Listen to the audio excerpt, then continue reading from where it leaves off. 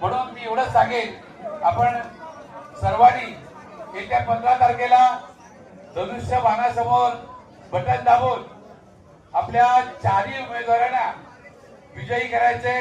विशेषतः जगदाळे साहेब या अगोदरच निवडणूक प्रत्येक वेळेला इंदिरा काँग्रेस किंवा राष्ट्रवादी म्हणजे हाताचा पंजा आणि घड्याळावर लढायचे, पण आता जगदाळे साहेबांनी या लोकमार्गाच्या विकासासाठी शिवसेनेत प्रवेश केलेला आहे।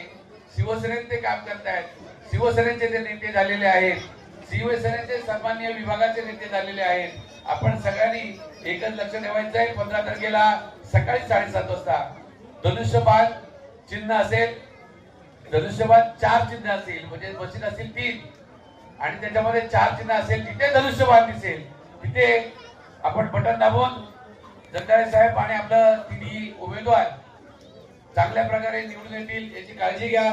सकाळी आपण 7:30 ला जेव्हा निवडणुकीला मतदानाला निघाल त्यावेळेला आपण आपलं मतदान कराच।